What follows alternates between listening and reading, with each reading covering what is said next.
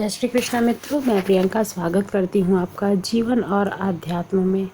मित्रों, विक्रमादित्य के बारे में कौन नहीं जानता और उनकी 32 पुतलियाँ जो उनके सिंहासन में लगी थी, उनकी कहानियाँ तो विश्व प्रचलित हैं। आज मैं उन्हीं 32 पुतलियों की कहानी लेके आई हूँ, तो चलिए कहानी को सुनते हैं। प्राचीन समय की बात है। उज्जैन में राजा भोज जो थे वो राज्य करते थे। वो बहुत ही दानी और धर्मात्मा थे। उनके बारे में प्रसिद्ध था कि वे न्याय बहुत ही अच्छा करते हैं। उनका न्याय ऐसा है जैसे दूध और पानी। एक बार क्या होता है कि एक किसान होता है उन्हीं के राज्य में, जो कि खेती कर रहा होता है और कई सारी साग सब्जी लगा रखी थी। एक बार की बात है कि खेत में बड़ी अच्छी फसल हुई। पूरी ज़मीन पर खूब तरकारियाँ आई, लेकिन खेत के बीचों बीच में थोड़ी जगह खाली रह गई। हालांकि किसान ने उस ज़मीन पर भी बीज डाले थे, लेकिन वहाँ कुछ नहीं हुआ। किसान ने वहाँ खेत की रखवाली के लिए एक मचान बना लिया। जब भी किसान मचान पर चढ़ता, अपने आप चिल्लाने लगता, कोई है? राजा भोज को पकड़ लाओ, सजा दो, मेरा राज्य उससे ले लो, उसने मेरे राज्य को छीन लिया है मुझसे। सारी नगरी में यह बात आग की तरह फैल गई और राजा भोज के कानों में पहुंची। राजा ने कहा, मुझे उस खेत पर ले चलो। मैं सारी बातें अपनी आंखों से देखना चाहता हूँ और कानों से सुनना चाहता हूँ। राजा भोज जब उस जगह पर पहुँचे तो उन्होंने भी वही देखा कि किसान मचान पर खड़ा है और कह रहा है कि राजा को पकड़ लाओ, फौरन पकड़ के लाओ और मेरा राज्य उनसे ले लो। यह सुनकर राजा चिंतित हो गया, चुपचाप महल को वापस आ गया। उन्हें रात भर नींद नहीं आई। सवेरा होते ही उन्होंने राज्य के ज्योतिषियों को और जानकार पंडितों को इकट्ठा किया। उन्होंने अपनी गोपनीय विद्या से पता लगाया कि उस मचान के नीचे कुछ तो ऐसा है जो राजा को परेशान कर रहा है। राजा ने उसको खुदवाने की आज्ञा दी। खोदते खोदते जब काफ़ी मिट्टी निकाली गई तो अचानक एक सिंहासन प्रकट हुआ। सिंहासन के चारों ओर 8-8 पुतलियाँ यानी कि 32 पुतलियाँ खड़ी थीं। सबके का ठिकाना ना रहा। राजा को खबर मिली तो सिंहासन को बाहर निकालने के लिए कहा, लेकिन कई मजदूरों ने जोर लगाने पर भी वह सिंहासन टस से मस नहीं हुआ, यानी कि अपनी जगह से हिला ही नहीं। तब पंडित ने कहा कि इसको विक्रम स्वर्ग के देवताओं ने बनाया है, इसलिए इसकी पूजा करनी पड़ेगी, तभी इस सिंहासन को निकाला जा सकता है। और राजा इस सिंहासन की स्वयं पूजा अर्चना करेगा, तभी यह सिंहासन अपनी जगह से टस से मस होगा, यानी कि हिलेगा और इसे निकाला जा सकता है। राजा ने ऐसा ही किया। पूजा अर्चना करते ही सिंहासन ऐसे ऊपर उठा मानो वह फूलों का बना हुआ हो। राजा बड़े खुश हुए। सिंहासन में कई तरह के रत्न जड़े हुए थे, जिनकी चमक दमक बहुत ही ज़्यादा भव्य थी। सिंहासन में 32 पुतलियां भी बनी थी। उनके हाथ में कमल का एक एक फूल था। राजा ने हुक्म दिया कि खजाने से रुपए लेकर सिंहासन को दुरुस्त कराया जाए। सिंहासन सुंदर होने से 5 महीने लग गए। अब सिंहासन दमक उठा था। जो भी देखता देखता ही रह जाता। उस सिंहासन को पुतलियां ऐसी लगती मानो अभी बोल पड़ेंगी। राजा ने पंडितों को बुलवाया और कहा कि आप शुभ मुहूर्त निकालें जब मैं इस सिंहासन पर बैठ सकूं। उस दिन मैं इस सिंहासन पर बैठूंगा। दिन तय किया गया। दूर दूर से लोगों को निमंत्रण भेजा गया। तरह तरह के बाजे बजने लगे। महल में खुशियां मनाई जाने लगीं। पूजा के बाद जैसे ही राजा ने अपना दाहिना पैर बढ़ाया सिंहासन की तरफ, वैसे ही पुतलियां खिलखिलाकर हंस पड़ीं। लोगों को बड़ा अचंभा हुआ कि यह बेजान पुतलियां कैसे हंस सकती हैं। राजा ने अपना पैर खींच लिया और पुतलियों से उनके हंसने का कारण पूछा। अब पहली पुतली ने अपना नाम बताया कि उसका नाम रत्न मंजरी है। राजा की बात को सुनकर पुतली हंस पड़ी। पहली पुतली का नाम रत्न मंजरी था।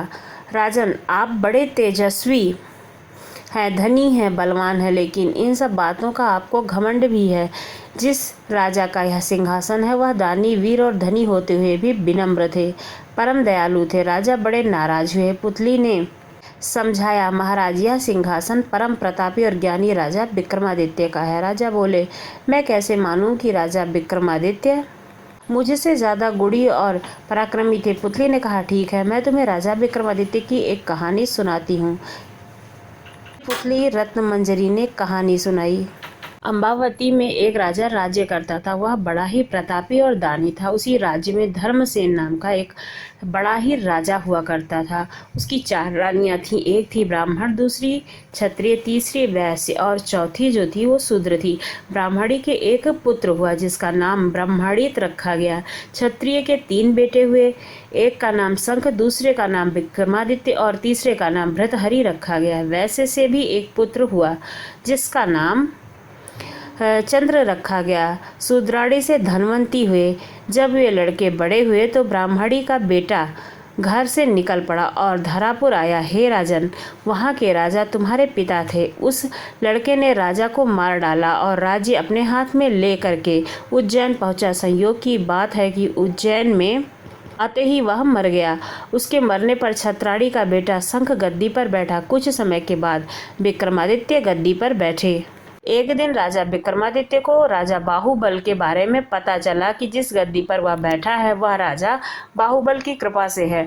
पंडितों ने सलाह दी कि हे राजन, आपको जग जानता है, लेकिन जब तक राजा बाहुबल आपका राज्य तिलक नहीं करेंगे तब तक आपका राज्य अचल नहीं होगा। आप उनसे राज्य तिलक करवाओ। विक्रमादित्य ने कहा अच्छा, और वह अपने ज्ञानी और विश्वसनीय साथी लूतवर्ण को साथ में लेकर वहां गए।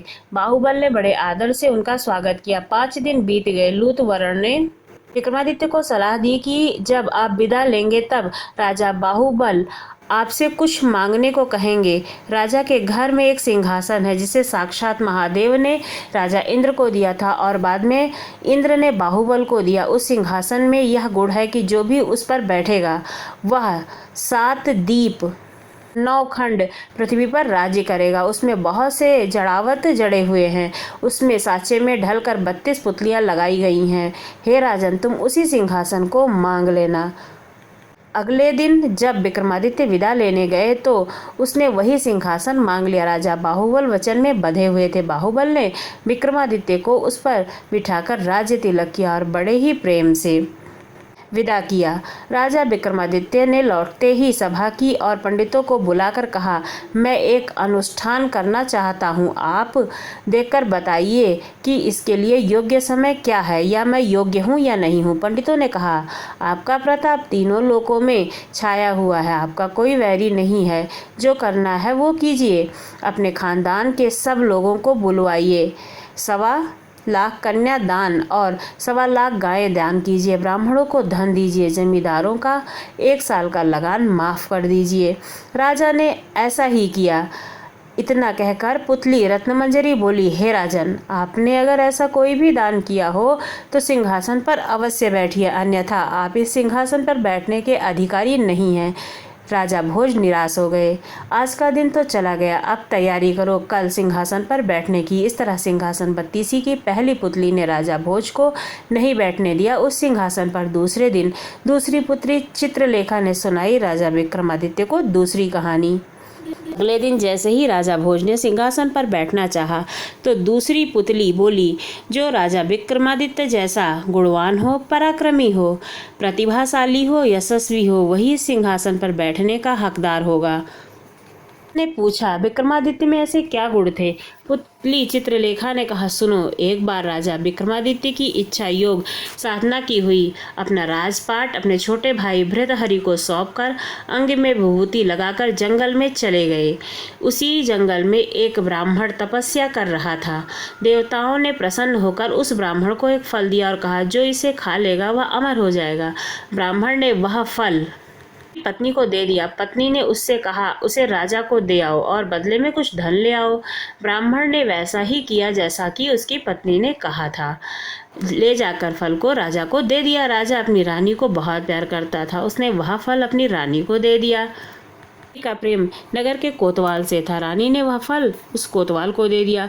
कोतवाल एक वैश्या के प्रेम में था। उसने वह फल उस वैश्या को दे दिया। वैश्या ने सोचा कि मैं इसे खाकर अमर हो जाऊंगी तो और पाप कर्म करती रहूंगी। अच्छा होगा कि यह फल मैं राजा को दे दूं।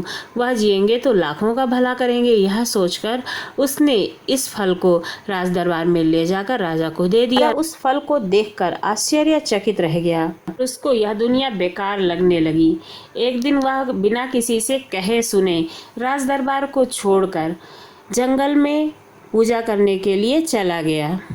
तब उसके राज्य को संभालने के लिए इंद्र ने एक दूत भेजा। जब राजा विक्रमादित्य की योग साधना पूरी हुई तो फिर वो अपने राज्य को वापस लौटे।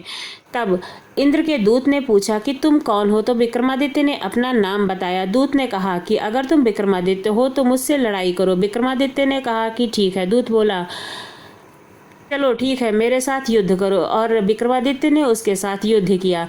युद्ध में विक्रमादित्य ने इंद्र के दूत को हरा दिया। तो बोला, मुझे छोड़ दो, मैं किसी दिन आपके काम आऊंगा। इतना कहकर पुतली बोली, राजन, क्या आप में इतना साहस है? क्या आप इंद्र के दूत को हरा सकते हो, अपना गुलाम बना सकते हो? अगर है इतना साहस तो आप इस सिंहासन पर बैठने के योग्य हैं, अन्यथा नहीं। राजा फिर पीछे हट गया। तीसरे दिन तीसरी पुतली चंद्रकला की बारी आई। उसने राजा को रोककर कहा कि हे राजन, क्या आप में इतना साहस है कि आप इस सिंहासन पर बैठने के योग्य हैं?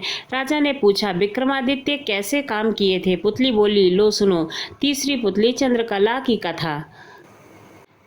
एक बार पुरुषार्थ और भाग्य में इस बात पर झगड़ा छिड़ गया कि कौन बड़ा है। पुरुषार्थ कहता है कि बगैर मेहनत के कुछ भी संभव नहीं है, जबकि भाग्य मानता था कि बिना भाग्य के कुछ भी नहीं मिल सकता है, परिश्रम की कोई भूमिका नहीं होती है। उसके विवाद में ऐसा उग्र रूप धारण कर लिया कि उसे न्याय के लिए राजा के पास आना पड़ा और वह देवराज इंद्र के पास न्याय के लिए गया। लेकिन देवराज इंद्र के पास कुछ भी न्याय नहीं था। उन्होंने कहा कि पुरुषार्थ को वे नहीं मानते जिन्हें भाग्य से ही सब कुछ प्राप्त हो चुका होता है। दूसरी तरफ अगर भाग्य को बड़ा बताते हैं तो पुरुषार्थ उदाहरण प्रस्तुत करता है जिन्होंने मेहनत से सब कुछ अर्जित किया हो, असमंजस में पड़ गए और निष्कर्ष पर नहीं निकल पाए, तो उन्होंने न्याय के लिए विक्रमादित्य के पास भाग्य और पुरुषार्थ को भेजा। पुरुषार्थ और भाग्य मानव के वेश में विक्रमादित्य के पास आए और अपनी समस्या का समाधान करने को कहा। विक्रमादित्य को नहीं सूझ रहा था कि वे किसको बड़ा बताएं और किसको छोटा बताएं। जब वे फिर उन्होंने उन्हें 6 महीने के बाद आने के लिए कहा। जब वे वहां से चले गए तो विक्रमादित्य ने काफ़ी सोचा। समाधान के लिए वे सामान्य जनता के बीच में वेश बदलकर घूमने के लिए चले गए। काफ़ी घूमने के बाद भी जब उन्हें कोई संतोषजनक हल नहीं सूझा तो दूसरे राज्यों में भी घूमने के लिए वे गए, जैसे कि उन्हें सही न्याय मिल सके। काफ़ी भटकने के बाद भी जब कोई समाधान नहीं निकला तो उन्होंने एक व्यापारी के यहाँ नौकरी कर ली। उन्हें नौकरी कह कर ली कि जो कार्य कोई और नहीं कर सकता है वे कर सकते हैं। तब व्यापारी ने उन्हें वह नौकरी दे दी।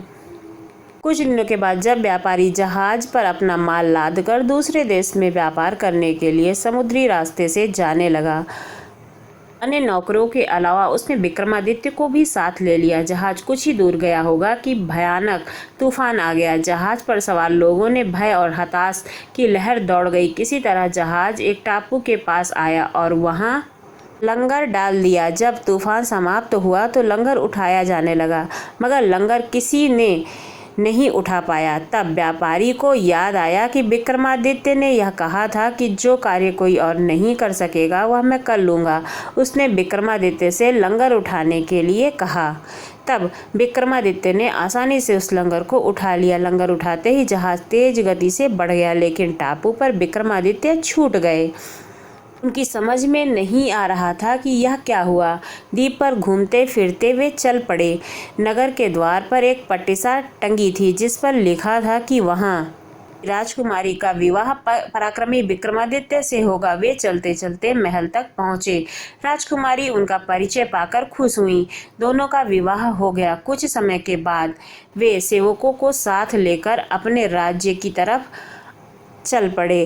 रास्ते में विश्राम करने के लिए जहाँ डेरा डाला वहीं एक सन्यासी से उनकी भेंट हुई। सन्यासी ने उन्हें एक माला और एक छड़ी दी। उस माला की 2 विशेषताएं थीं। उसे पहनने वाला अदृश्य होकर सब कुछ देख सकता है तथा गले में माला रहने पर उसका हर कार्य सिद्ध हो जाएगा।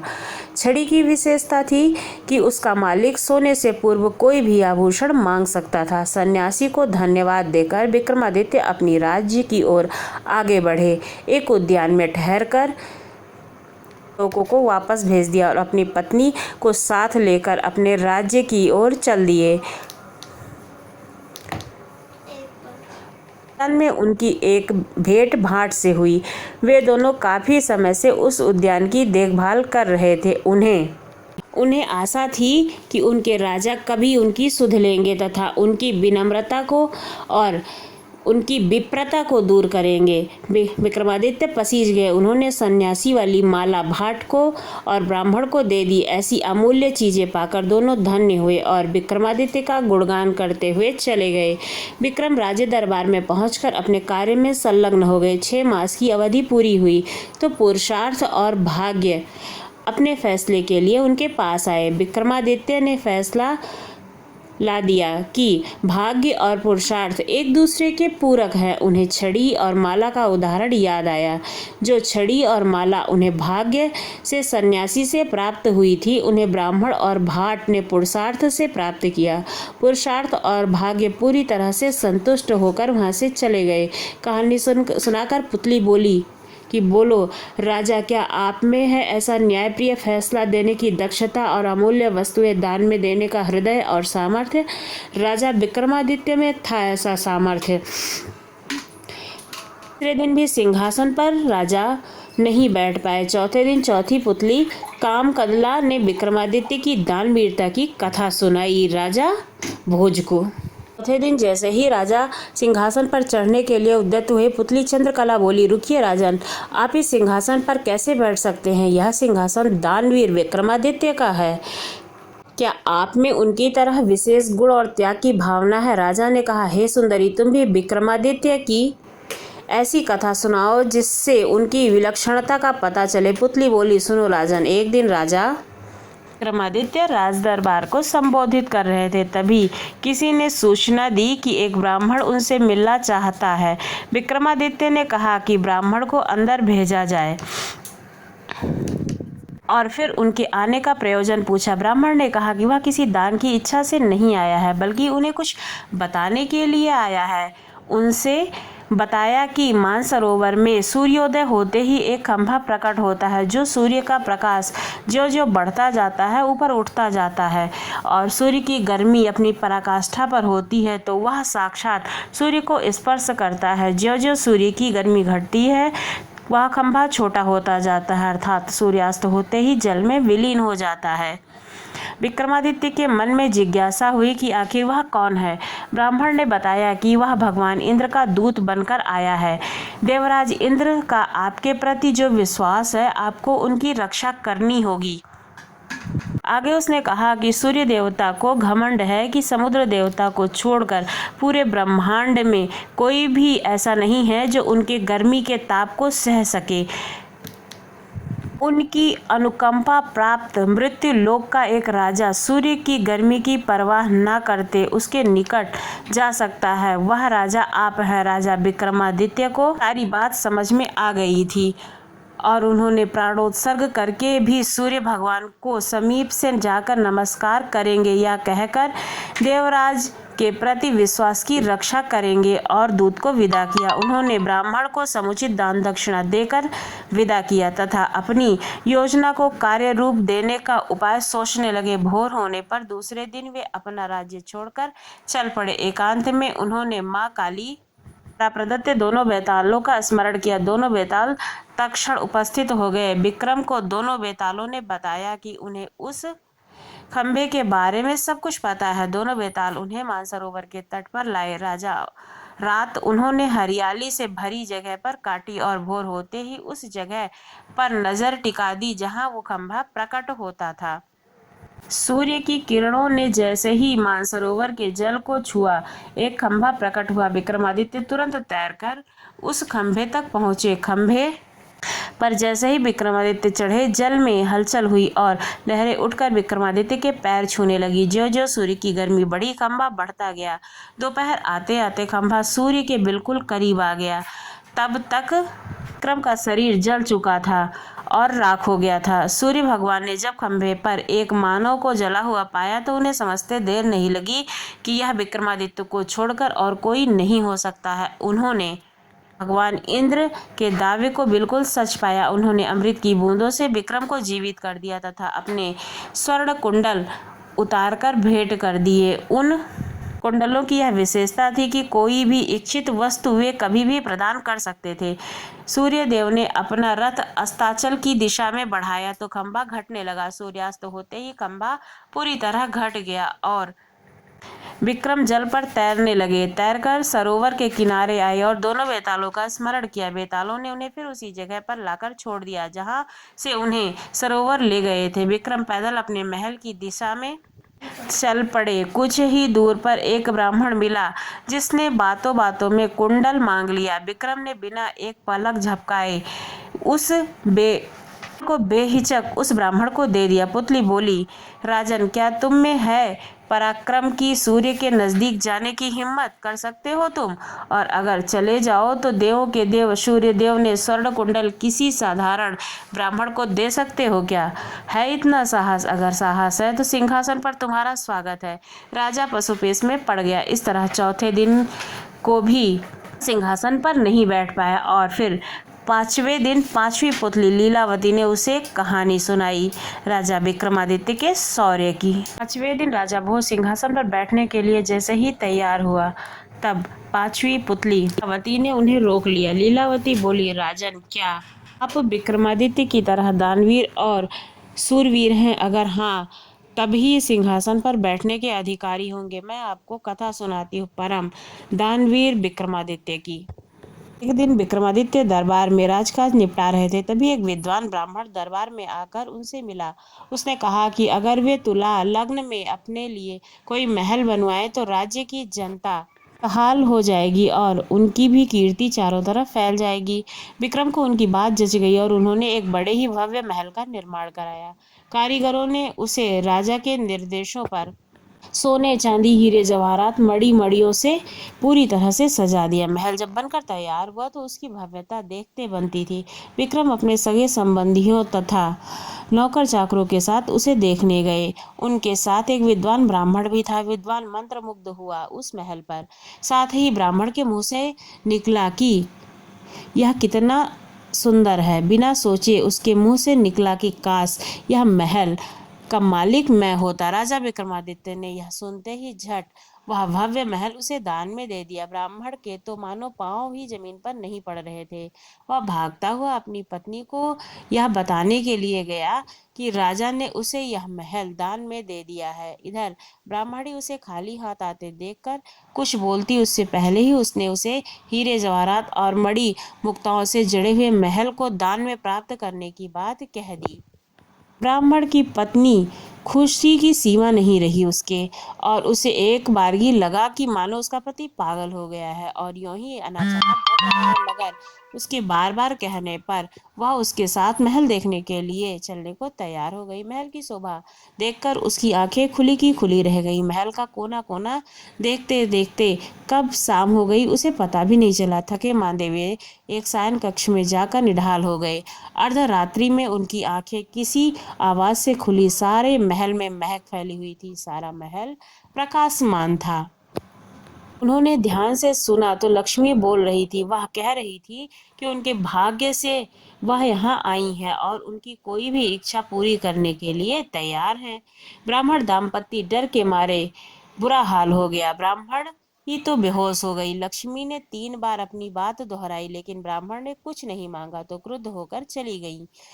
उनके जाते ही प्रकाश जो फैला हुआ था और जो महक थी वो गायब हो गई। काफी देर बाद ब्राह्मणी को होश आया तो उसने कहा, यह महल जरूर भूतहा है, इसलिए दान में राजा ने तुम्हें दे दिया है। इससे अच्छा तो हमारा टूटा फूटा झोपड़ा था जहाँ हमें चैन की नींद तो आती थी।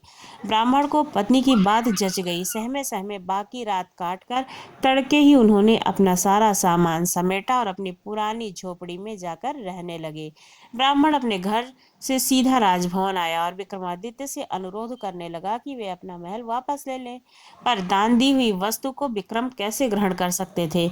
इसलिए उन्होंने एक उपाय सोचा और महल की उचित कीमत लगाकर उसे खरीद लिया। ब्राह्मण खुशी खुशी अपने घर लौट गया। ब्राह्मण ने महल खरीदने के बाद राजा विक्रमादित्य उनसे आकर कहने लगे कि वही अब दरबार भी लगता था। एक दिन वे सोए हुए थे कि लक्ष्मी फिर आई। जब लक्ष्मी ने उनसे कुछ भी मांगने को कहा तो वे बोले, आपकी कृपा से मेरे पास सब कुछ है, फिर भी अगर आप देना ही चाहती हैं तो मेरे पूरे राज्य में धन की वर्षा कीजिए और मेरी प्रजा को किसी भी चीज की कोई कमी ना रहे। सुबह उठकर उन्हें पता चला कि सारे राज्य में धन की वर्षा हुई है और लोग वर्षा वाला धन राजा को सौंप देना चाहते हैं। विक्रमादित्य ने आदेश दिया कि कोई भी किसी अन्य के हिस्से का धन नहीं समेटेगा और अपने हिस्से का धन अपनी संपत्ति मानेगा। जनता जय जयकार कर उठी। इतना कहते ही पुतली लीलावती बोली, राजन, क्या इस कथा के बाद तुम इस सिंहासन पर बैठना चाहोगे? अपने को इसके योग्य पाते हो? राजा भोज निराश हो गए और अपने कक्ष में लौट आए। अगले दिन राजा को रोका छठी पुतली रविभामा ने। राजा भोज किसी भी सूरत में सिंहासन पर बैठने का मोह छोड़ नहीं पा रहे थे।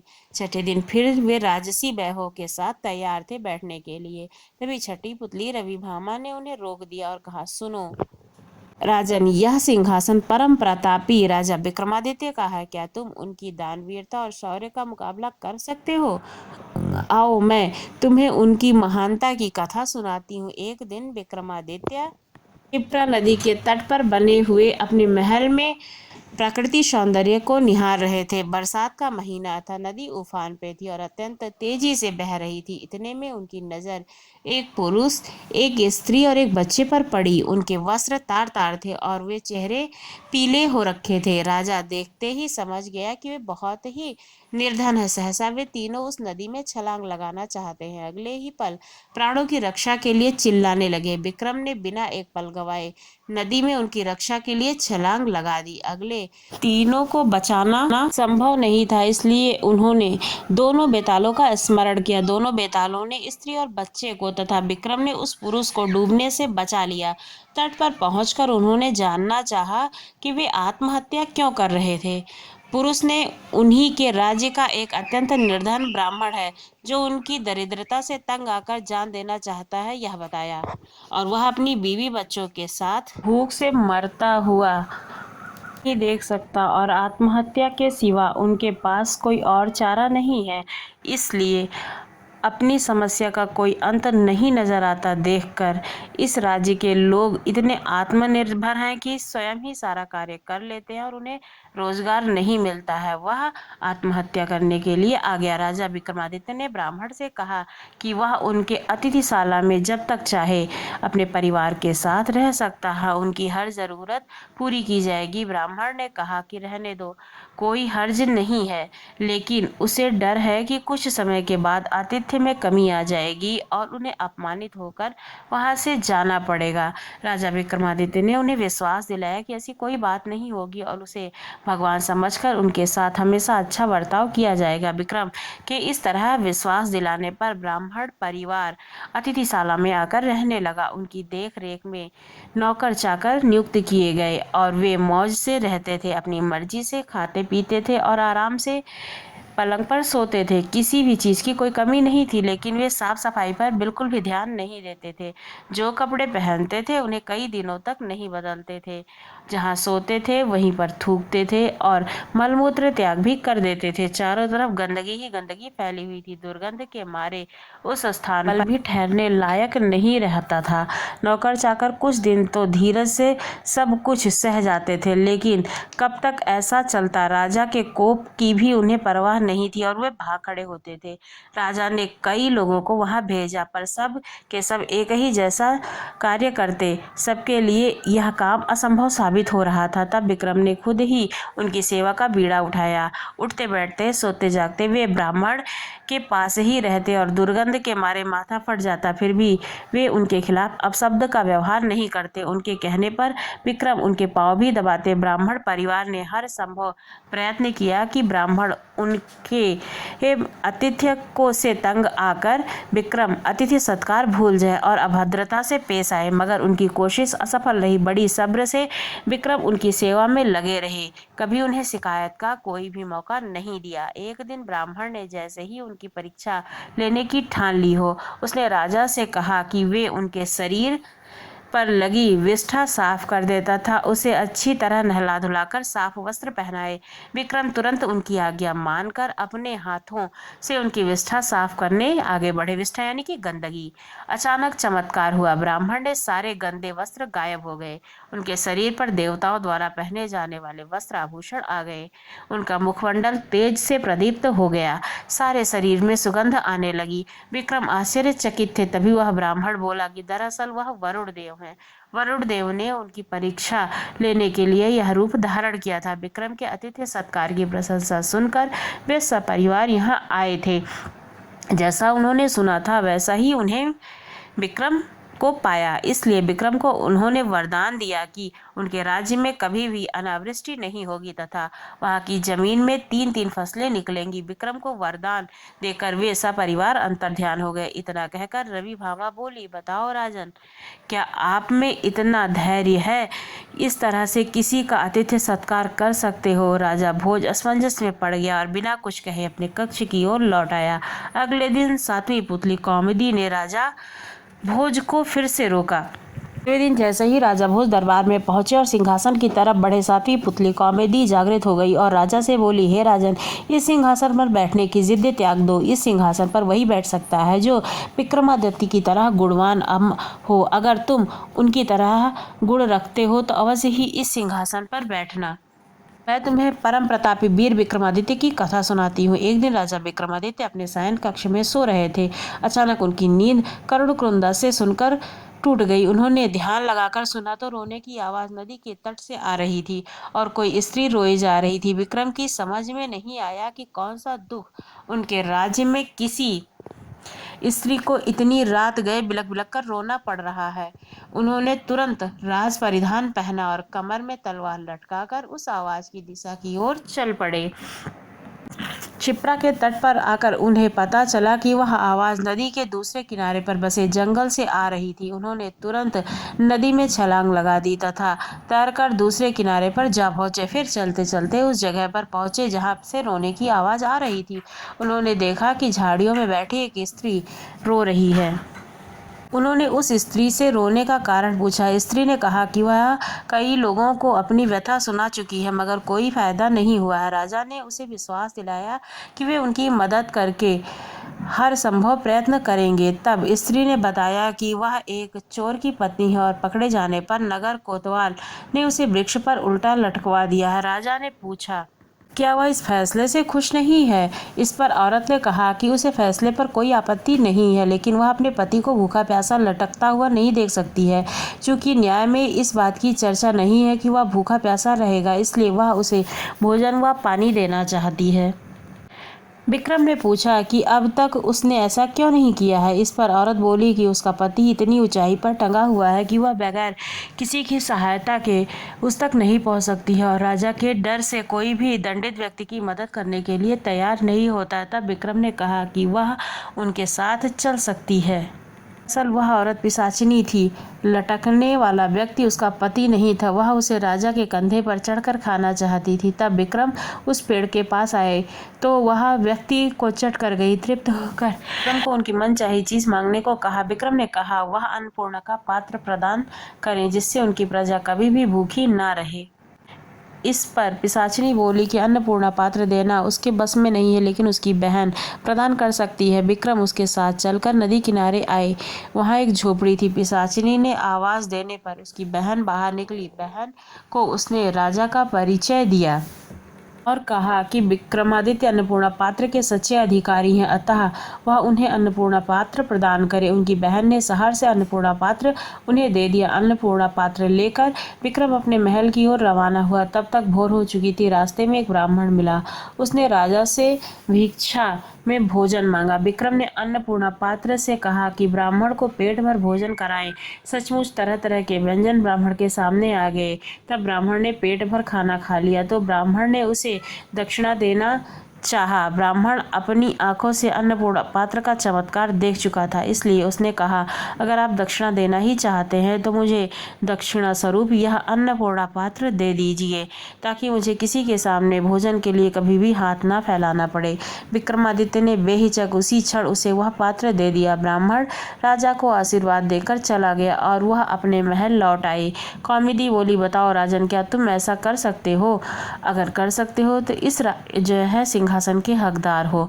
अगर तुम विक्रमादित्य की जगह होते तो क्या करते? इतना कहकर कौमुदी पुनः सिंहासन में जाकर जड़ावत हो गई। राजा भोज विचारों में खो गए और सिंहासन पर बैठने का अन्य उपाय खोजने लगे। अगले दिन 8वीं पुतली पुष्पावती बोली। 8वें दिन राजा भोज पुनः राज दरबार में सिंहासन पर बैठने के लिए पहुंचे। तभी 32 पुतलियों में से एक 8वीं पुतली पुष्पावती जागृत हो गई और बोली, ठहरो महाराज, कभी तुम इस सिंहासन पर बैठने के योग्य नहीं हुए हो। अगर तुम मानते हो कि तुम भी राजा विक्रमादित्य की तरह महान हो तो इस सिंहासन पर बैठ सकते हो। पहले अपना आत्म मूल्यांकन करो। सुनो, मैं तुम्हें राजा विक्रमादित्य की कथा सुनाती हूँ। एक दिन राजा विक्रमादित्य के दरबार में एक बढ़ई आया।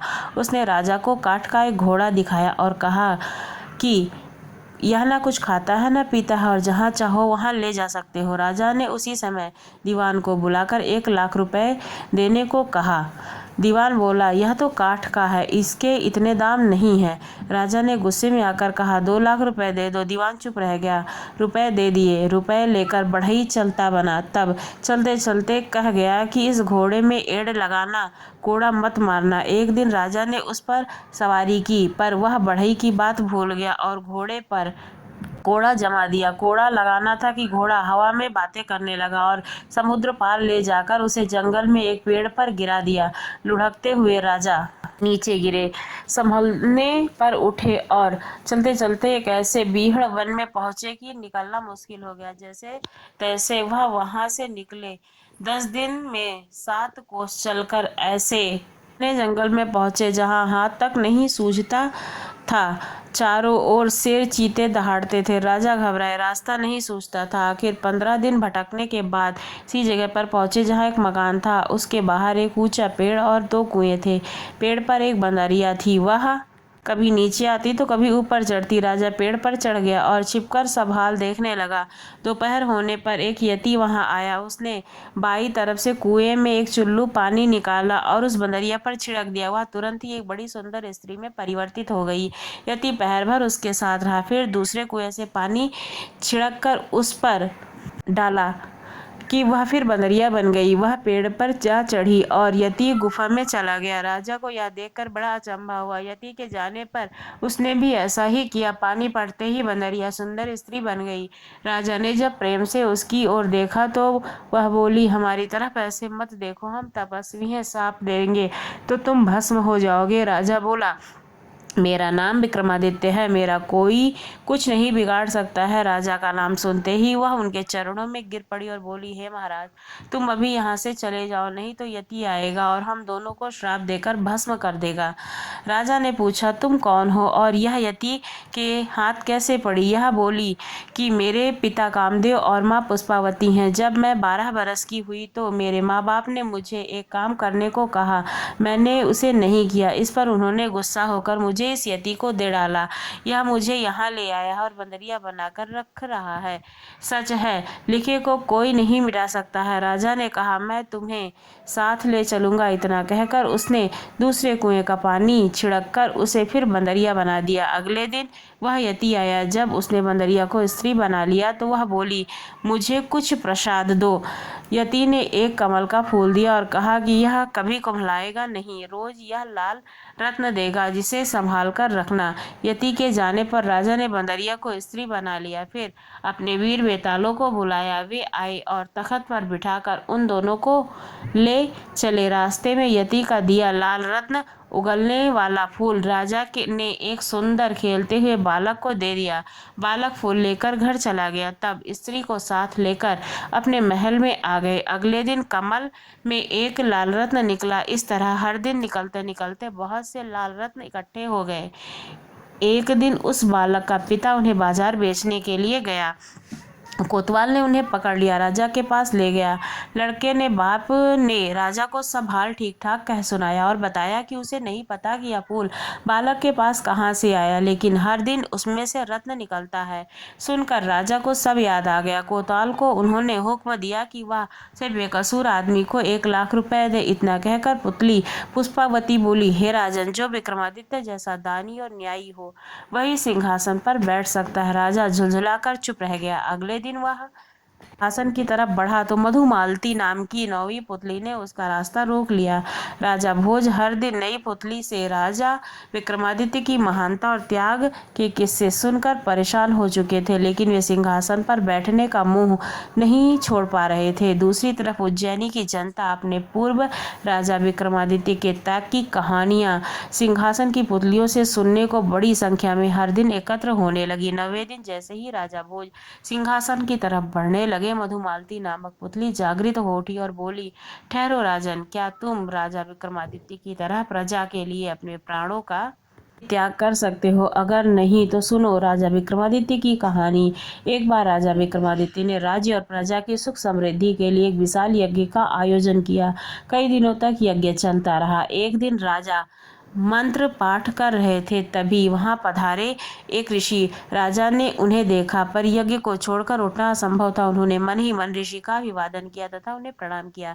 ऋषि ने भी राज्य का अभिशाप प्राय समझकर उन्हें आशीर्वाद दिया। राजा यज्ञ से उठे तो उन्होंने ऋषि से आने का प्रयोजन पूछा। राजा को मालूम था कि नगर से बाहर कुछ ही दूर पर एक वन में ऋषि एक गुरुकुल चलाते हैं, वहां बच्चे विद्या अर्जन करने के लिए जाते हैं।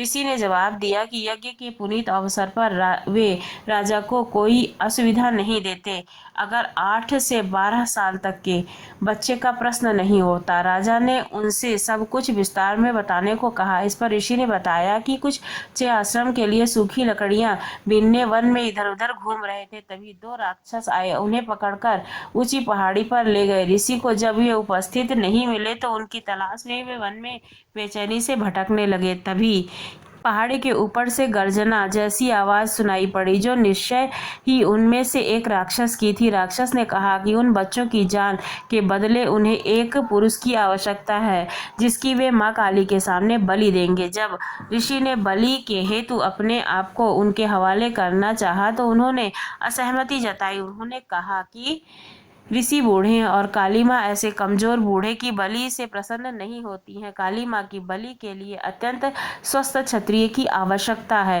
राक्षसों ने कहा कि अगर कोई छल या बल से उन बच्चों को स्वतंत्र कराने की चेष्टा करेगा तो उन बच्चों को पहाड़ी से लुढ़काकर मार दिया जाएगा।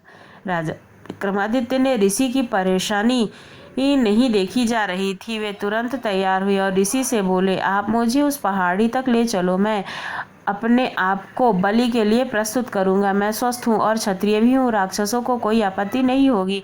ऋषि ने सुना तो हतप्रभ रह गए। उन्होंने लाख मनाना चाहा पर विक्रमादित्य ने अपना फैसला नहीं बदला। उन्होंने कहा कि अगर राजा के जीवित रहते उनकी प्रजा पर विपत्ति आती है तो राजा को अपने प्राण देकर भी उस विपत्ति को दूर करना चाहिए। राजा ऋषि को साथ लेकर उस पहाड़ी तक पहुंचे। पहाड़ी के नीचे उन्होंने अपना घोड़ा छोड़ दिया और पैदल ही पहाड़ पर चढ़ने लगे। पहाड़ी वाला रास्ता बहुत ही कठिन था पर उन्होंने कठिनाई की परवाह नहीं की। वे चलते चलते पहाड़ की चोटी पर पहुंचे। उनके पहुंचते ही राक्षस बोला कि उन्हें बच्चों की रिहाई की शर्त मालूम है या नहीं। राजा ने कहा कि वे सब कुछ जानते हैं और उसके बाद ही वे यहाँ आए हैं। उन्होंने राक्षसों से बच्चे को छोड़ देने के लिए कहा। एक राक्षस बच्चों को अपनी बाहों में लेकर उड़ा और नीचे उन्हें सुरक्षित पहुंचाकर आया। दूसरा राक्षस उन्हें लेकर उस जगह पर आया जहां मां काली की प्रतिमा थी और बलि वेदी बनी हुई थी। विक्रमादित्य ने बलि वेदी पर अपना सर बलि हेतु झुका दिया। वे जरा भी विचलित नहीं हुए। उन्होंने मन ही मन अंतिम नमस्कार किया। वह राक्षस खड़ग लेकर उनका सर धड़ से अलग करने को तैयार था। अचानक उस राक्षस के खड़ग फेंक दिया और विक्रम को गले लगा लिया। वह जगह एकाएक अद्भुत रोशनी से खुशबू से भर गई। विक्रम ने देखा कि दोनों राक्षसों की जगह इंद्र तथा पवन देवता खड़े हैं।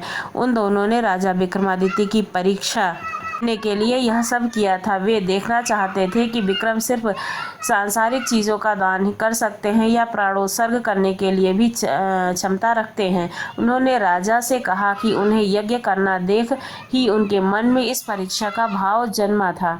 उन्होंने विक्रम को यशस्वी होने का आशीर्वाद दिया और कहा कि उनकी कीर्ति सदियों तक चारों ओर फैली रहेगी। इतना कहकर मधुमालती चुप हो गई। अगले दिन राजा भोज का रास्ता रोककर पुतली प्रभावती ने 10वें दिन भी राजा भोज को उस दिव्य सिंहासन पर बैठने के लिए उद्यत हुए, लेकिन पिछले ही दिनों की तरह इस बार 10वीं पुतली प्रभावती जागृत होकर बोली, रुको राजन, क्या तुम स्वयं को विक्रमादित्य के समान समझते हो?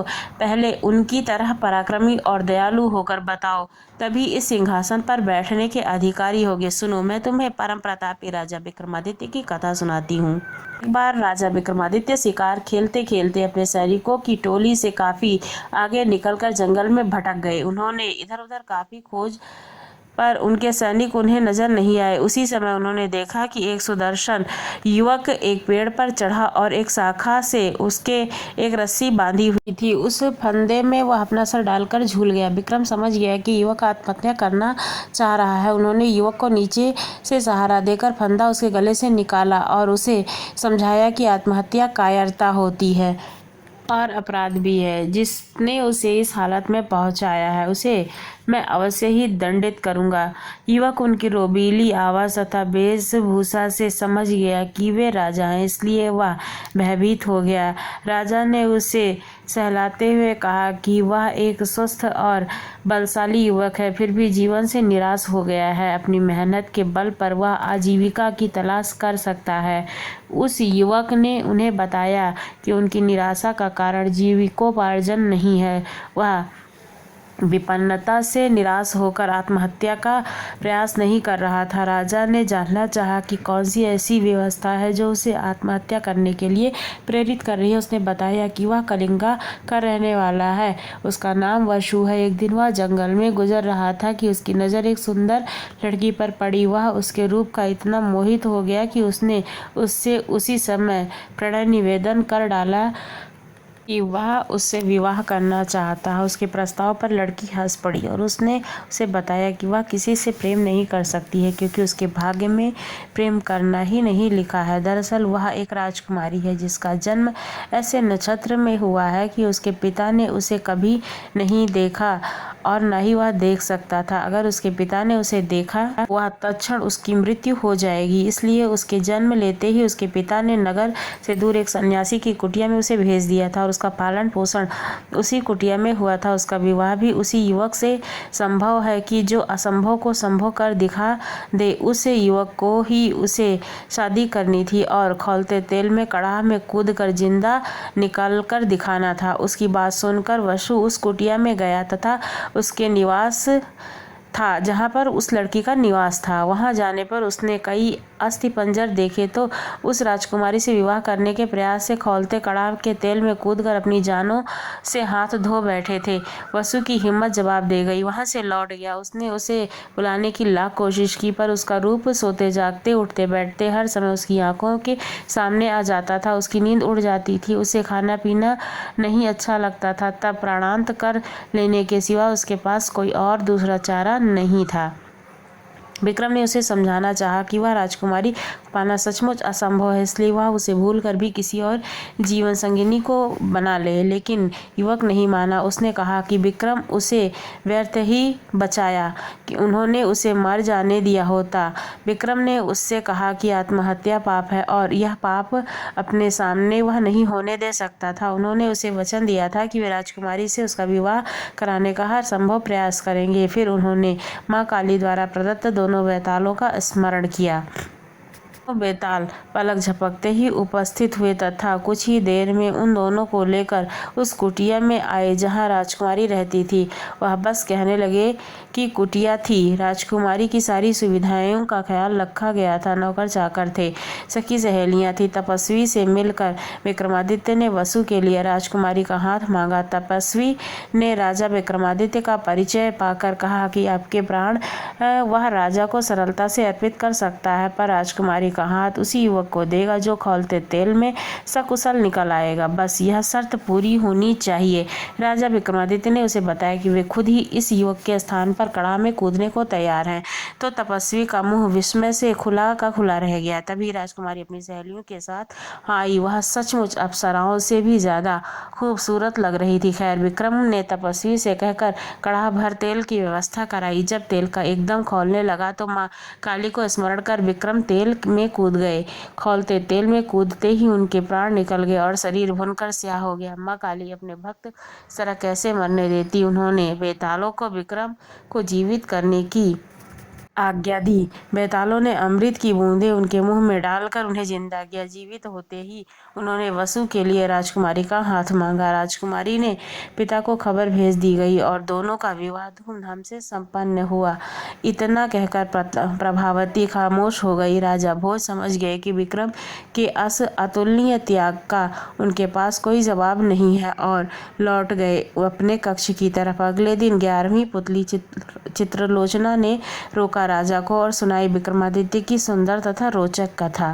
राजा भोज हर दिन की तरह तैयार होकर सिंहासन पर बैठने के लिए राज दरबार पहुंच ही रहे थे कि हर दिन दिव्य सिंहासन की सुंदर पुतलियां जागृत होकर उन्हें टोकती थी। हर पुतली उन्हें राजा विक्रमादित्य के त्याग और शौर्य की अतुलनीय गाथा सुनाकर सिंहासन पर बैठने से रोक देती थी।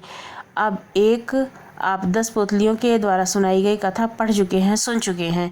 आइए अब हम 11वीं पुतली चित्रलोचना की कथा सुनते हैं। अगले दिन राजा भोज जब दरबार में पहुंचे तो 11वीं पुतली चित्रलोचना ने राजा को रोका। चित्रलोचना बोली, हे राजन भोज, आप प्रतिदिन इस सिंहासन पर बैठने के लिए आते हैं और राजा विक्रमादित्य की कथा सुनने के बाद लौट जाते हैं, फिर भी आप में अब तक हिम्मत नहीं हारी है। राजा भोज का अभिप्राय अब कम हो चला था। वे विनम्रता पूर्वक बोले, हे सुंदरी, आप हमें राजा विक्रमादित्य की कौन सी कथा सुनाने वाली हैं? कृपया सुनाएं। हमारे साथ साथ नगर की प्रजा भी अपने पूर्व राजा की वीरता और त्याग के परिचय से अवगत होना चाहती है। राजन, आप विक्रमादित्य बहुत बड़े प्रजापालक थे। उन्होंने हमेशा अपनी प्रजा की सुख समृद्धि की ही चिंता सताती रहती थी। एक बार उन्होंने एक महायज्ञ करने की ठानी। असंख्य राजा महाराजाओं, पंडितों और ऋषियों को आमंत्रित किया। यहाँ तक कि वे देवताओं को भी उन्होंने नहीं छोड़ा। पवन देवता भी उन्होंने खुद निमंत्रण देने का मन बनाया तथा समुद्र देवता को आमंत्रित करने का काम एक योग्य ब्राह्मण को सौंपा। दोनों अपने काम से विदा हुए। तब विक्रम वन में पहुंचे तो उन्होंने ध्यान करना शुरू किया ताकि पवन देव का पता ठिकाना ज्ञात हो। योग साधना से पता चला कि पवन देव आजकल सुमेरु पर्वत पर रहते हैं। उन्होंने सोचा, अगर सुमेरु पर्वत पर पवन देवता का आह्वान किया जाए तो उनके दर्शन हो सकते हैं। उन्होंने दोनों बेतालों का स्मरण किया तो वे उपस्थित हो गए। उन्होंने उन्हें अपना उद्देश्य बताया। बेतालों ने उन्हें आनन फानन में सुमेरु पर्वत की चोटी पर पहुंचा दिया। चोटी पर इतना तेज हवा थी कि पैर जमाना मुश्किल हो रहा था। बड़े बड़े वृक्ष और चट्टान अपनी जगह से उखड़कर दूर चले जा रहे थे, मगर विक्रम तनिक भी विचलित नहीं हुए। वे योग साधना से सिद्धहस्त थे। उन्होंने एक जगह अचल होकर बैठा गया और बाहरी दुनिया को भूलकर पवन देवता की साधना में रत हो गए। राजा विक्रमादित्य, तुम्हारी साधना से हम प्रसन्न हैं। आपकी अपनी इच्छा बताएं। विक्रम अगले ही क्षण सामान्य अवस्था में आ गए और हाथ जोड़कर बोले कि वे अपने द्वारा किए जा रहे महायज्ञ में पवन देवता की उपस्थिति चाहते हैं। पवन देव के पधारने से के यज्ञ की शोभा बढ़ेगी। यह बात विक्रम ने इतना कही कि पवन देवता हंस पड़े। उन्होंने जवाब दिया कि सशरीर यज्ञ में उनकी उपस्थिति असंभव है। वे अगर सशरीर गए तो विक्रम के राज्य में भयंकर आंधी तूफान आ जाएगा। सारे लहलहाते खेत, पेड़ पौधे, महल और झोपड़ियां सब की सब उजड़ जाएंगी। उनकी उपस्थिति की बात तो संसार के हर कोने में उनका वास है, इसलिए वे अप्रत्यक्ष रूप से उस महायज्ञ में भी उपस्थित रहेंगे। विक्रम उनका अभिप्राय समझकर चुप हो गए। पवन देव ने उन्हें आशीर्वाद देते हुए कहा कि उनके राज्य में कभी अनावृष्टि नहीं होगी और कभी दुर्भिक्ष का सामना उनकी प्रजा नहीं करेगी। उन्होंने विक्रम को कामधेनु गाय देते हुए कहा कि उनकी कृपा से कभी भी विक्रम के राज्य में दूध की कमी नहीं होगी। जब पवन देव लुप्त हो गए तो विक्रमादित्य ने दोनों बेतालों का स्मरण किया और बेताल उन्हें लेकर उनके राज्य की सीमा पर आ गए।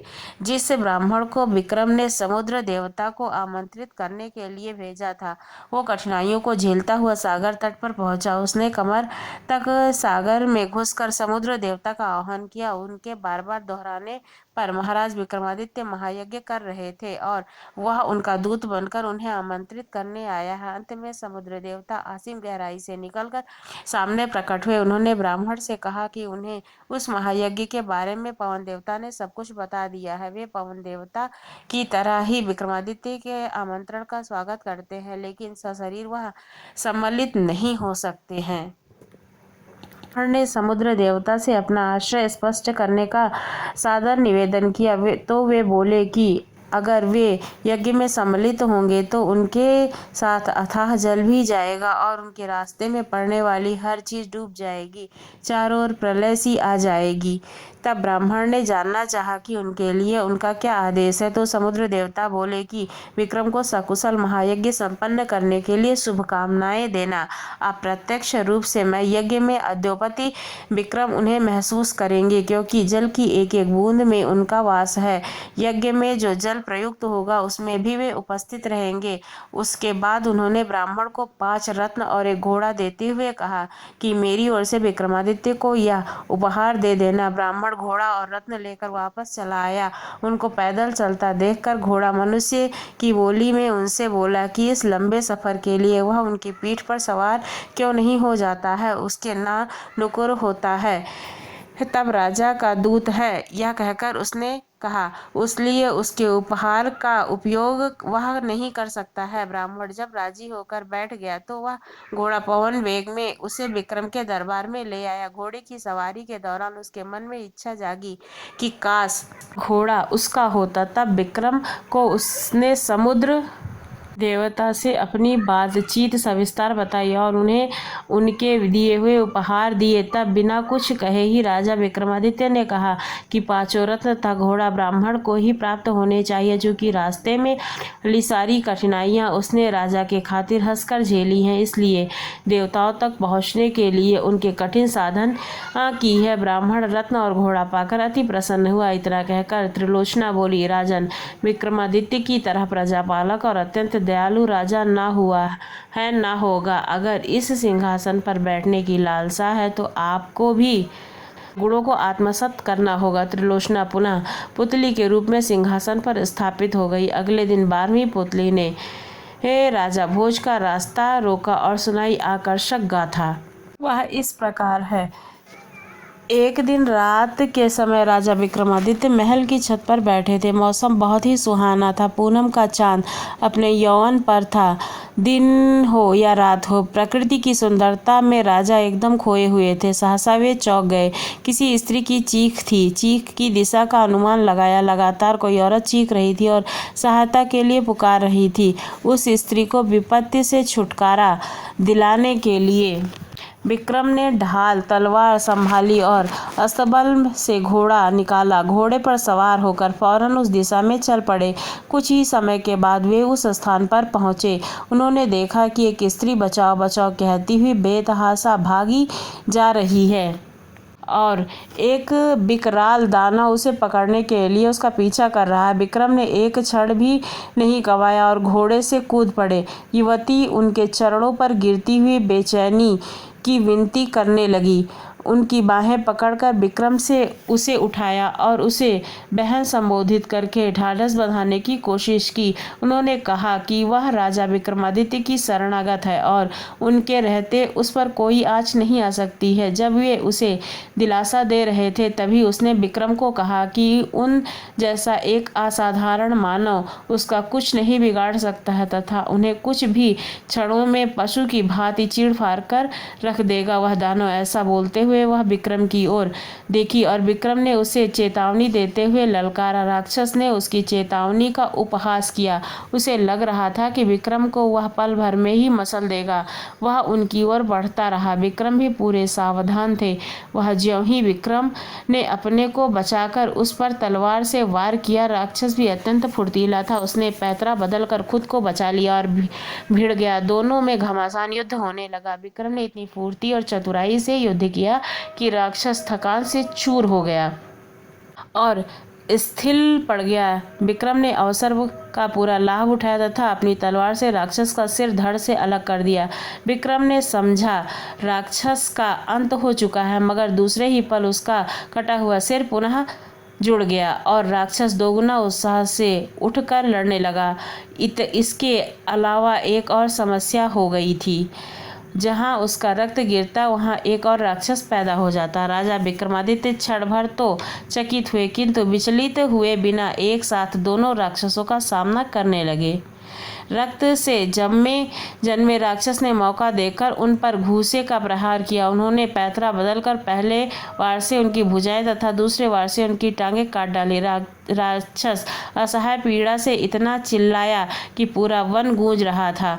उसे दर्द से तड़पता हुआ देखकर राक्षस का धैर्य जवाब दे गया और मौका पाकर वह सिर पर पैर रखकर भागा। चूंकि उसके पीठ दिखाई दी थी, इसलिए विक्रम ने उसे मारना उचित नहीं समझा। उस राक्षस ने स्त्री के पास आए तो देखा कि वह भय से कांप रही थी। उन्होंने उससे कहा कि उसे निश्चिंत होकर जाना चाहिए और भय त्याग देना चाहिए, क्योंकि वह दानव अब भाग चुका है। उन्होंने उसे अपने साथ महल चलने को कहा ताकि उसे उसके माँ बाप के पास पहुंचाया जा सके। तब स्त्री ने जवाब दिया कि खतरा अभी टला नहीं है, क्योंकि राक्षस मरा नहीं है। वह लौट कर आएगा और उसे ढूंढकर फिर इसी स्थान पर लेकर आएगा। जब विक्रम ने उसका परिचय जानना चाहा तो वह बोली कि वह सिडूल द्वीप की रहने वाली है और एक ब्राह्मण की बेटी है। एक दिन वह तालाब में सखियों के साथ नहा रही थी। राक्षस ने उसे देख लिया और मोहित हो गया है। वहीं से वह उसे उठाकर लेकर आया है और अब उसे अपनी पत्नी बनाना चाहता है। उसने सोचा कि वह अपने प्राण त्याग दे, मगर अपनी पवित्रता नष्ट नहीं होने देना चाहती। वह बोलते बोलते सिसकने लगी और उसका गला रूंध गया। विक्रम ने उसे आश्वासन दिया कि वे राक्षस का वध करके उसकी समस्या का अंत करेंगे। उन्होंने राक्षस के फिर से जीवित होने का राज पूछा। उस स्त्री ने जवाब दिया कि राक्षस के पेट में एक मोहिनी वास करती है और उसके मरते ही उसके मुंह में अमृत डाल देती है। उसे तो वह जीवित कर सकती है, मगर उसके रक्त से पैदा होने वाले दूसरे राक्षस को नहीं। इसलिए वह दूसरा राक्षस अपंग होकर दम तोड़ रहा है। यह सुनकर विक्रम ने कहा कि वे प्रण करते हैं कि उस राक्षस का वध किए बगैर अपने महल को नहीं जाएंगे, चाहे कितनी भी प्रतीक्षा क्यों न करनी पड़े। उन्होंने जब उससे मोहिनी के बारे में पूछा तो स्त्री ने अनभिज्ञता जताई। विक्रम एक पेड़ की छाया में विश्राम करने लगे। तभी वह सिंह झाड़ियों में से निकलकर फिर बाहर आया। चूंकि विक्रम पूरी तरह चौंके नहीं थे, इसलिए सिंह उनकी बाह पर घाव लगाता हुआ चला गया। अब विक्रम भी पूरी तरह हमले के लिए तैयार हो गए। दूसरी बार जब सिंह उनकी ओर झपटा तो उन्होंने उसके पैरों को पकड़कर उसे पूरे जोर से हवा में उछाल दिया। सिंह बहुत दूर तक गिरा और क्रुद्ध होकर उनसे गर्जना की। दूसरे ही पल सिंह ने भागने वाले राक्षस का रूप धारण किया। अब विक्रम की समझ में आ गया था कि उसने छल से उन्हें हराना चाहा था। वे लपक कर राक्षस से भिड़ गए। दोनों में फिर भीषण युद्ध हो गया। जब राक्षस की सांस लड़ते लड़ते फूलने लगी तो विक्रम ने उसके पेट में घुसा दी। राक्षस धरती पर गिरकर दर्द से चीखने लगा। विक्रम ने उसके बाद तलवार से उसका पेट चीर दिया। पेट चीरते ही मोहिनी कूद कर बाहर आ गई और अमृत लाने दौड़ी। विक्रम ने बेतालों का स्मरण किया और उन्हें मोहिनी को पकड़ने का आदेश दिया। अमृत न मिलने के कारण राक्षस तड़प तड़प कर मर गया। मोहिनी ने अपने बारे में बताया कि वह शिव की गणिका थी, जिसे किसी गलती की सजा के रूप में राक्षस की सेविका बनना पड़ा था। महल लौटकर विक्रम ने ब्राह्मण कन्या को उसके माता पिता को सौंप दिया और मोहिनी खुद विधिवत विवाह कर लिया। एक बार राजा विक्रमादित्य ने एक महाभोज का आयोजन किया। उस भोज में असंख्य विद्वान ब्राह्मण, व्यापारी और दरबारी आमंत्रित थे। भोज के मध्य में इस बात पर चर्चा चली कि संसार में सबसे बड़ा दानी कौन है।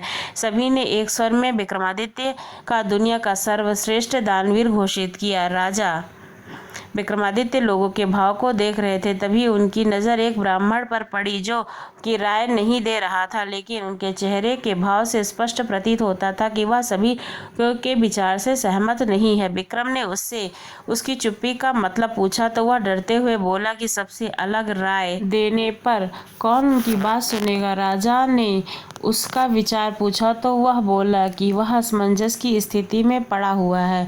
अगर वह सच नहीं बताता तो उसे झूठ का पाप लगता है और सच बोलने की स्थिति में उसे डर है कि राजा कोप का भोजन न बनना पड़े। विक्रम की जिज्ञासा और बढ़ गई। उन्होंने उसकी स्पष्टवादिता की भूरी भूरी प्रशंसा की तथा उसे निर्भय होकर अपनी बात कहने को कहा। तो उसने कहा कि महाराज, विक्रमादित्य बहुत बड़े दानी हैं। यह बात सत्य है कि इस भूलोक पर सबसे बड़े दानी नहीं है। विस्मित होकर पूछा, क्या ऐसा हो सकता है?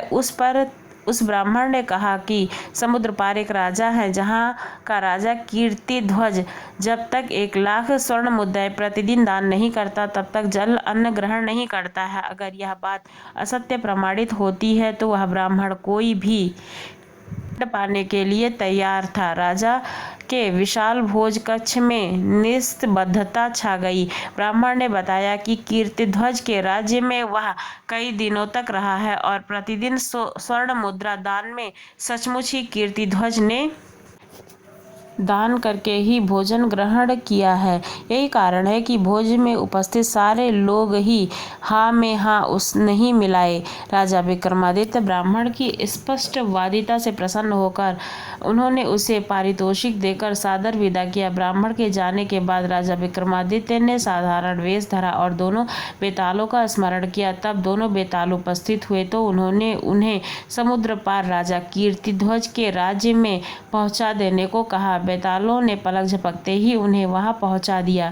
कीर्तिध्वज के महल के द्वार पर पहुंचने पर उन्होंने अपना परिचय उज्जैनी नगर के एक साधारण नागरिक के रूप में दिया तथा कीर्तिध्वज से मिलने की इच्छा जताई। कुछ समय के बाद राजा ने कीर्तिध्वज के सामने उपस्थित हुए तो उन्होंने उसके यहाँ नौकरी की मांग की। कीर्तिध्वज ने जब पूछा कि वे कौन सा काम कर सकते हैं तो उन्होंने कहा कि कोई भी कार्य कर सकते हैं। वे राजा कीर्तिध्वज को उनका जवाब पसंद आया और विक्रमादित्य को उनके यहाँ नौकरी मिल गई। वे द्वारपाल के रूप में नियुक्त हुए। उन्होंने देखा कि राजा कीर्तिध्वज सचमुच हर दिन 1,00,000 स्वर्ण मुद्राएं जब तक दान नहीं कर देता अन्न जल ग्रहण नहीं करता है। उन्होंने यह भी देखा कि राजा कीर्तिध्वज रोज शाम को अकेला कहीं निकलता है और जब लौटता है तो उनके हाथ में 1,00,000 स्वर्ण मुद्राओं से भरी हुई थैली होती है। एक दिन शाम को उन्होंने छिपकर कीर्तिध्वज का पीछा किया। उन्होंने देखा कि राजा कीर्तिध्वज समुद्र में स्नान करके एक मंदिर में जाता है और प्रतिमा की पूजा अर्चना करके खौलते तेल के कड़ाह में कूद जाता है। जब उसका शरीर जल भुन जाता है तो कुछ जोगिनियाँ आकर उनका जला भुना शरीर कड़ाह से निकालकर नोच नोच कर खाती हैं और तृप्त होकर चली जाती हैं। जोगिनियों के जाने के बाद प्रतिमा की देवी प्रकट होती है और अमृत की बूंदें डालकर कीर्तिध्वज को जीवित कर जाती है। अपने हाथों से 1,00,000 स्वर्ण मुद्राएं कीर्तिध्वज की झोली में डाल देती है और कीर्तिध्वज खुश होकर महल लौट जाता है। प्रातःकाल वही स्वर्ण मुद्राएं वह याचकों को दान में देता है। विक्रम की समझ में उनके नित्य 1,00,000 स्वर्ण मुद्राएं दान करने का रहस्य आ गया था। अगले दिन राजा कीर्तिध्वज के स्वर्ण मुद्राएं प्राप्त कर चले जाने के बाद विक्रम ने भी नहा धोकर देवी की पूजा की और तेल के कड़ाह में कूद गए। जोगिनियाँ जब उन्हें जले भुने शरीर को नोचकर खाकर चली गईं तो देवी ने जीवित होकर उनको भी स्वर्ण मुद्राएं देनी चाहिए तो उन्होंने यह कहकर मना कर दिया कि देवी की कृपा ही उनके लिए सर्वोपरि है। यह क्रिया उन्होंने 7 बार दोहराई। 7वीं बार देवी ने उनसे बस करने को कहा तथा उनसे कुछ भी मांग लेने को कहा।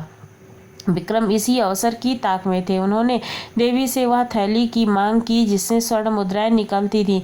जो कि ही देवी ने वह थैली उन्हें सौंपी, चमत्कार हुआ। मंदिर, प्रतिमा सब कुछ गायब हो गए।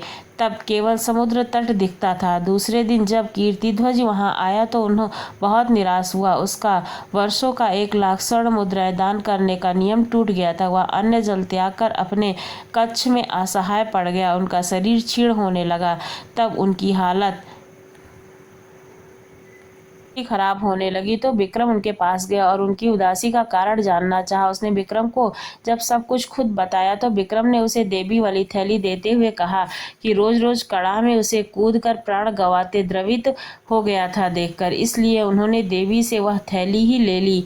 वह थैली राजा कीर्तिध्वज को देकर उन्होंने उस वचन की रक्षा कर ली जो देकर उन्हें कीर्तिध्वज ने दरबार में नौकरी मिली थी। उन्होंने सचमुच वही काम कर दिखाया जो कोई नहीं कर सकता था। राजा ध्वज ने उनका परिचय पाकर उन्हें सीने से लगाते हुए कहा कि वे सचमुच इस धरा पर सर्वश्रेष्ठ दानवीर हैं, क्योंकि उन्होंने इतनी कठिनाई के बाद प्राप्त स्वर्ण मुद्रा प्रदान करने वाली थैली बेझिझक दान कर डाली थी, जैसे कोई तुच्छ चीज हो। 14वीं पतली सुनैना ने जो कथा कि वह इस प्रकार थी कि राजा विक्रमादित्य सारे रिपोचित गुणों के सागर थे। उन जैसा न्यायप्रिय, दानी और त्यागी कोई ना था। वह नृपोचित गुणों के अलावा उनके एक और गुण था, वे बहुत बड़े शिकारी थे तथा निहत्थे भी हिंसक से हिंसक जानवरों का वध कर सकते थे।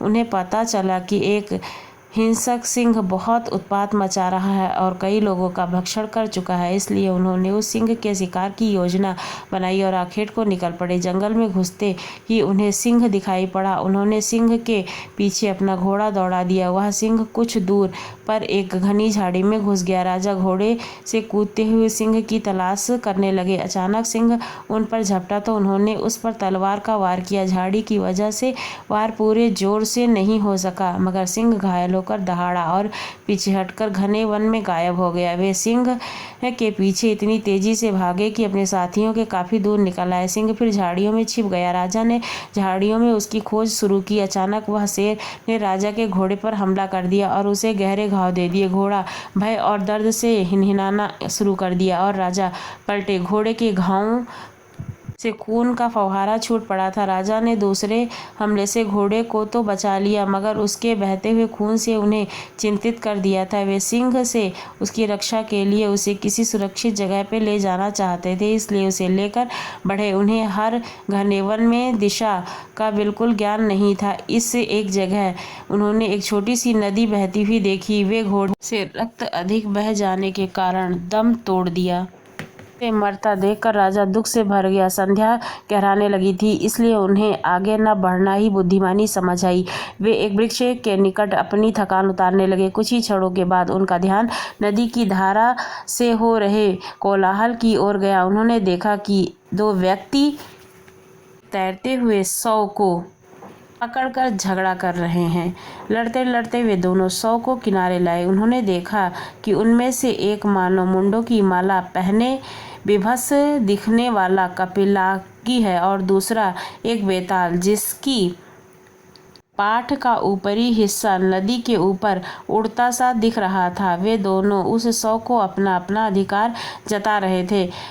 कपालिक का कहना था कि यह शव उसके तांत्रिक साधना के लिए पकड़ा है और बेताल उस शव को खाकर अपनी भूख मिटाना चाहता था। दोनों में से कोई भी अपना दावा छोड़ने को तैयार नहीं था। विक्रम को सामने पाकर उन्होंने उन पर न्याय का भार सौंपना चाहा तो विक्रम ने अपनी शर्त रखी। पहली यह थी कि उनका फैसला दोनों को मानना होगा और दूसरी कि उन्हें वे न्याय के लिए शुल्क अदा करेंगे।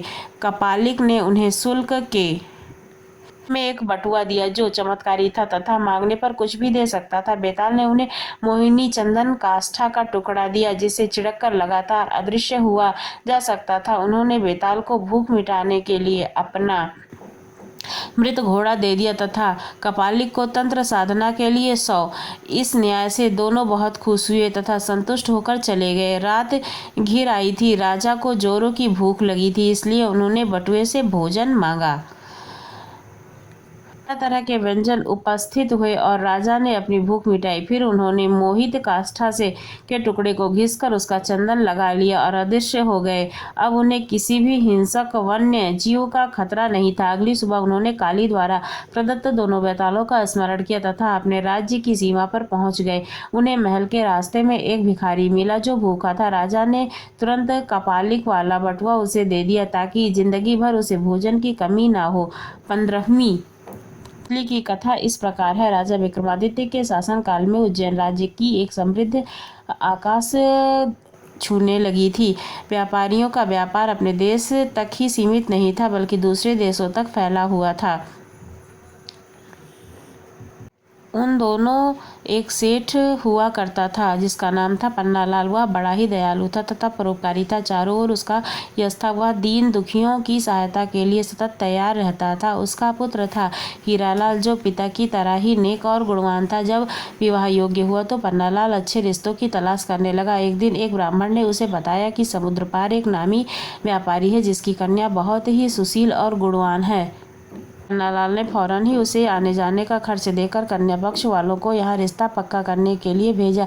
कन्या के पिता को रिश्ता पसंद आया और उसकी शादी पक्की कर दी। विवाह का दिन जब समीप आया तो मूसलाधार बारिश होने लगी। नदी नाले जल से भर गए और द्वीप तक पहुंचने का मार्ग अवरुद्ध हो गया। बहुत लंबा एक मार्ग था मगर उससे विवाह की तिथि तक पहुंचना असंभव था। सेठ पन्नालाल के लिए यह बिल्कुल अप्रत्याशित हुआ। इस स्थिति के लिए वह तैयार नहीं था इसलिए बेचैन हो गया।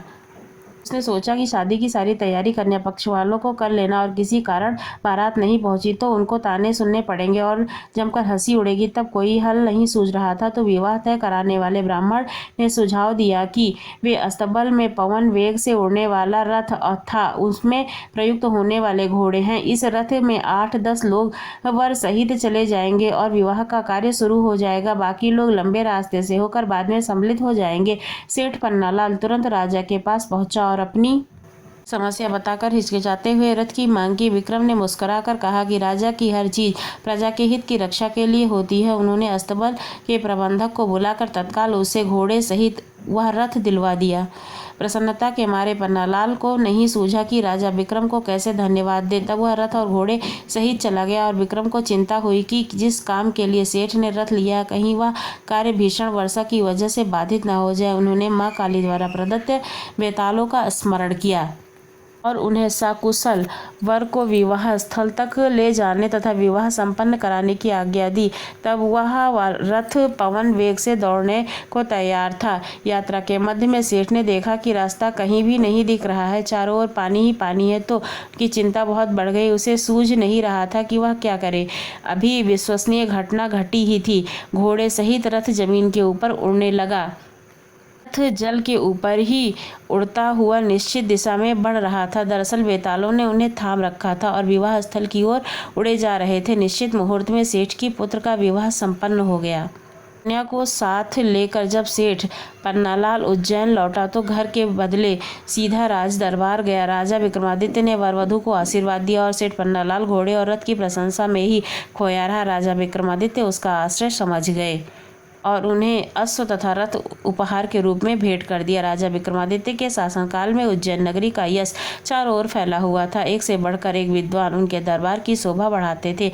उनकी 9 जानकारों की एक समिति थी जो हर विषय पर राजा को परामर्श देती थी तथा राजा उनके परामर्श के अनुसार ही राजकाज संबंधित निर्णय लेते थे। एक बार ऐश्वर्य पर बहस छिड़ी थी तो मृत्यु लोक की बात चली। राजा को जब यह पता चला कि पाताल लोक के राजा शेषनाग का ऐश्वर्य देखने लायक है, उनके लोक के हर तरह की सुख सुविधाएं मौजूद हैं। चूंकि वे भगवान विष्णु के खास सेवकों में से एक हैं इसलिए उनका स्थान देवताओं के समकक्ष है। उनके दर्शन से मनुष्य का जीवन धन्य हो जाता है। विक्रमादित्य ने सशरीर पाताल लोक जाकर उन्हें भेंट करने की ठान ली। उन्होंने दोनों बेतालों का स्मरण किया। तब वे उपस्थित हुए। उन्होंने उन्हें पाताल लोक ले जाने को कहा। बेताल उन्हें जब पाताल लोक ले गए तो उन्होंने पाताल लोक के बारे में दी हुई सारी जानकारी सही पाई। सारा लोक साफ सुथरा तथा सुनियोजित था। हीरे जवाहरातों से पूरा राज्य जगह था। तब शेषनाग को खबर मिली कि मृत्यु लोक से कोई सशरीर आया है। वे उनसे मिलना चाह रहे थे। उन्हें अपने आने का प्रयोजन बताना तथा उनका परिचय दिया। उसने व्यवहार से शेषनाग इतने प्रसन्न हुए कि उन्होंने चलते वक्त उन्हें एक चमत्कारिक रत्न उपहार में दे दिया। पहले रत्न से मुंह मांगा धन प्राप्त किया जा सकता था। दूसरा रत्न मांगने पर हर तरह के वस्त्र तथा आभूषण दे सकता था। तीसरे रत्न से हर तरह के रथ, अश्व और पालकी की प्राप्ति हो सकती थी और चौथा रत्न धर्म, कार्य तथा यश की प्राप्ति करा सकता था। काली द्वारा प्रदत्त दोनों बेतालों का स्मरण करने पर उपस्थित हुए तथा विक्रम को उनके नगर सीमा पर पहुंचाकर अदृश्य हो गए। चारों रत्न लेकर नगर में प्रविष्ट हुए कि उनका अभिवादन एक परिचित ब्राह्मण ने किया। उन्होंने राजा से कहा कि पातालोक की यात्रा तथा रत्न प्राप्त करने की बात जानकर कहा कि राजा की हर उपलब्धि में उनकी प्रजा की सहभागिता होती है। राजा विक्रमादित्य ने उनका अभिप्राय समझकर उससे अपनी इच्छा के एक रत्न लेने को कहा। ब्राह्मण असमंजस में पड़ गया और बोला कि परिवार की हर सदस्य में से विमर्श करने के बाद भी उसे कोई फैसला नहीं सूझ रहा था। जब वह घर पहुंचा और अपनी पत्नी, बेटे तथा बेटी को सारी बात बताई तो तीनों ने 3 अलग तरह के रत्नों में अपनी रुचि जताई। ब्राह्मण फिर भी किसी निष्कर्ष पर नहीं पहुंच सका और इसी मानसिक दशा में राजा के पास पहुंच गया। विक्रमादित्य से चारों के चारों रत्न उपहार में दे दिए। विद्यामती नामक 7वीं पुतली ने जो कथा सुनाई वो मैं आपको अगले एपिसोड में सुनाऊंगी। अभी यहाँ तक 16 पुतलियों की कथा मैंने सुनाई है। अगर आप 17वीं पुतली की कथा सुनना चाहते हैं तो मेरे चैनल को सब्सक्राइब कीजिए, जैसे कि मैं आप लोगों को 17वीं से लेके 32वीं पुतली तक की कथा सुना सकूं। धन्यवाद।